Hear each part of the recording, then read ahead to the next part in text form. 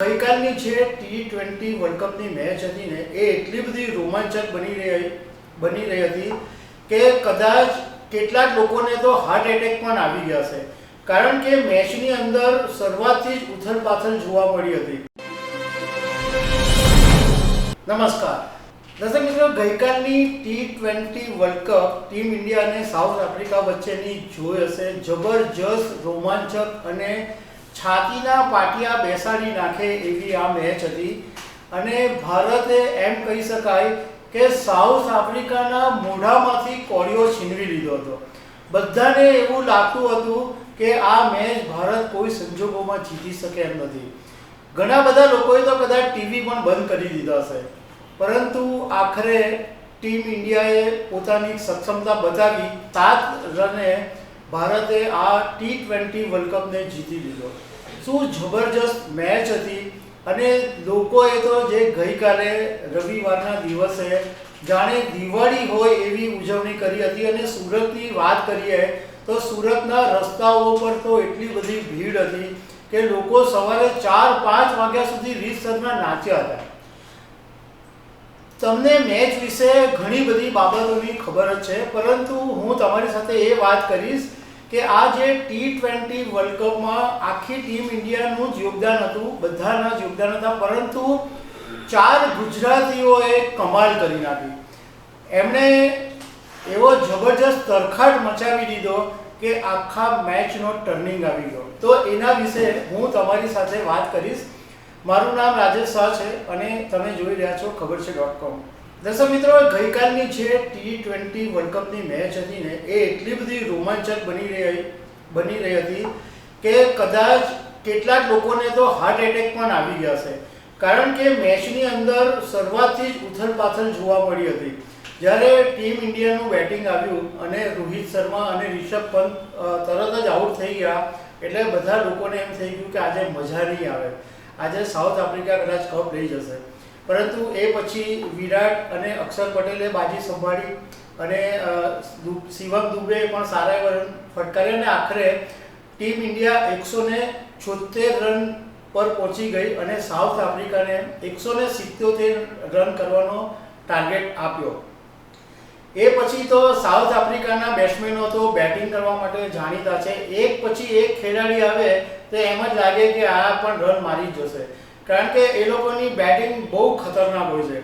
પણ આખરે જે 4 ગુજરાતીઓની તમારી સાથે વાત કરી, એ 4 ગુજરાતીઓએ કમાલ કરી દીધી. સૌથી પહેલી વાત કરીએ અક્ષર પટેલની.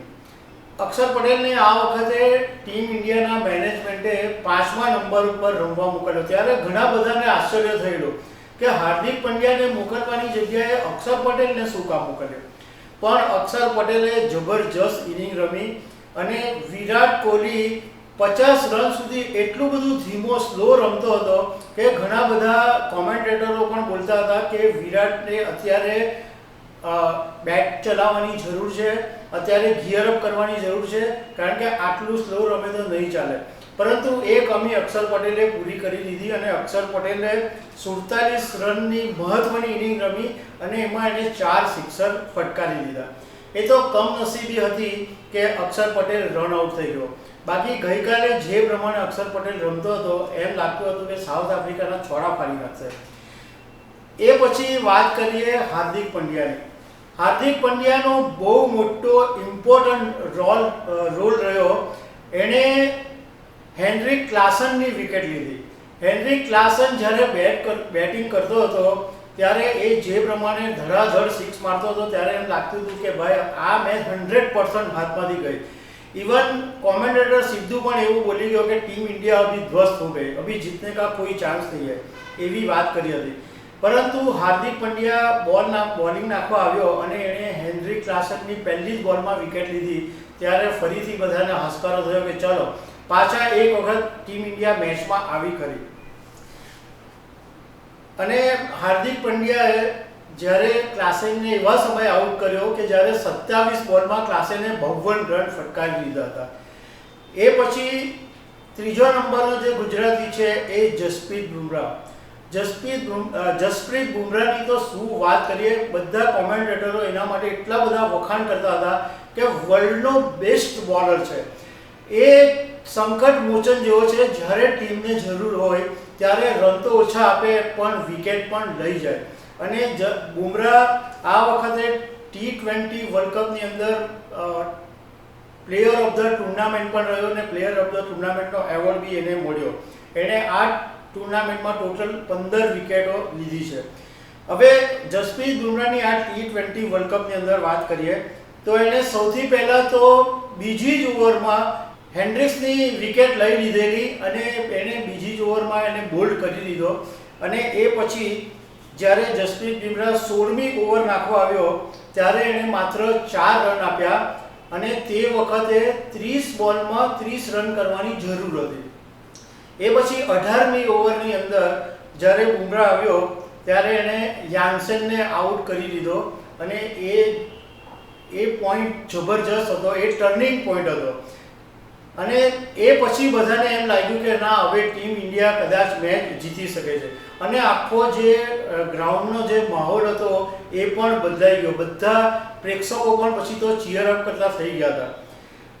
ચોથા જે ગુજરાતીની વાત કરીએ એ જય શાહ, BCCIના સેક્રેટરી અને કેન્દ્રીય ગૃહમંત્રી અમિત શાહના પુત્ર.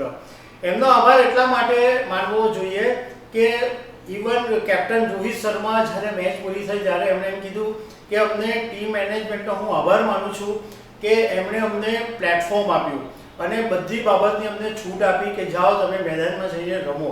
અને રોહિતે એમ પણ કીધું કે આ કંઈ 4 દિવસની મહેનતની જીત નથી, આના માટે અમે 4 વર્ષથી મહેનત કરતા હતા અને મેનેજમેન્ટ અમને સતત પ્રોત્સાહન આપતું હતું. એટલે આ જે જીત છે એની અંદર 4 ગુજરાતીઓનો મોટો ફાળો છે. એ સિવાય વાત કરીએ તો વિરાટ કોહલીના તો 76 રન હતા. એણે ભલે 50 રન બહુ ઓછા, લગભગ 48-49 બોલમાં એણે 50 રન માર્યા, પરંતુ બાકીના જે એણે 26 રન માર્યા, એટલે ટોટલ એના જે 76 રન થયા એમાં એણે 9 બોલની અંદર 26 રન મારી લીધા.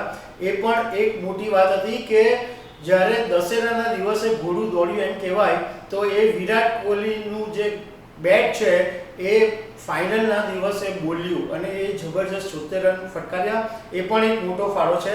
હર્ષદીપ સિંહનો પણ મોટો ફાળો છે, એણે 2 વિકેટ લીધી.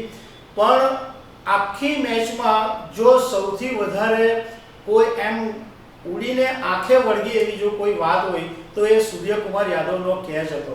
શું જબરજસ્ત કેચ એણે પકડ્યો હતો. આખી બાઉન્ડ્રી, પહેલા બાઉન્ડ્રીની બહાર કેચ પકડ્યો, બાઉન્ડ્રીની અંદર જમ્પ માર્યો અને પાછો બહાર આવીને એણે આ કેચ પકડ્યો.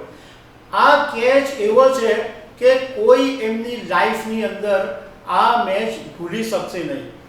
આ મેચની અંદર રોહિત શર્માનો પણ મોટો રોલ રહ્યો. ભલે એણે આ વખતે રન નહીં માર્યા, પરંતુ એણે મેદાન ઉપર રહીને જે આખી ટીમને એણે પ્રોત્સાહન આપ્યું અને જે નિર્ણયો એણે એવા લીધા કે આખી જે મેચ હતી એ હર લોકો માની લીધેલી હતી, એ જીતી ગયા. બીજું કે મેદાન ઉપર જે દ્રશ્યો તમે જોયા બી હશે, કદાચ તો જો તમે નહીં જોયા હોય તો એ અદ્ભુત દ્રશ્યો હતા. રોહિત શર્મા જેવી છેલ્લી બોલમાં મેચ જીતા તો એણે સીધા ધરતીને વંદન કરી દીધા અને એની આંખમાંથી આંસુ એટલા બધા પડ્યા. હાર્દિક પંડ્યા તો ધ્રુસકે રડી પડ્યો, વિરાટ કોહલી રડ્યો, ઇવન રોહિત શર્માની વાઇફ રિતિકા શર્મા પણ ધ્રુસકે રડી પડ્યો. અને આખા મેદાન ઉપર એટલા બધા લોકોના, જે ખેલાડીઓ અંદર બેઠેલા હતા, જે 15માં સામેલ હતા, જે લોકો રમ્યા નહોતા, એ બધા પણ ધ્રુસકે રડ્યા હતા. એનું કારણ એટલું હતું કે આ ખુશીના આંસુ હતા. એમ હતું કે આ મેચ નહીં જીતીશું અને આ મેચ જીતીને આવ્યા તો એટલો જબરજસ્ત માહોલ હતો. મેદાન ઉપર તો હતો જ, પણ મેદાનની બહાર પણ લોકોની આંખમાંથી આંસુ હતા. કારણ કે લોકોને એમ લાગ્યું કે આ ટીમ ઇન્ડિયાએ ઇતિહાસ રચી દીધો, જબરજસ્ત મહેનત. આનું એક મોરલ ઓફ ધ સ્ટોરી એમ કહી શકાય કે તમારે કોઈ દિવસ હાર નહીં માનવી જોઈએ, છેલ્લે સુધી લડાઈ આપવી જોઈએ.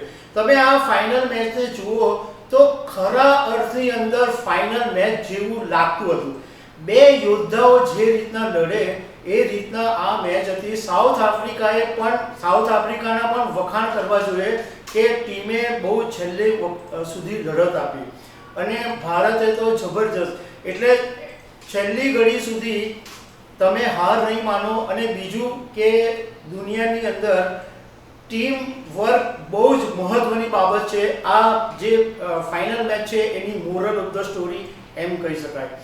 તો દર્શક મિત્રો, આવી અનેક વાતો સાથે અમે તમને મળતા રહીશું. Thank you very much.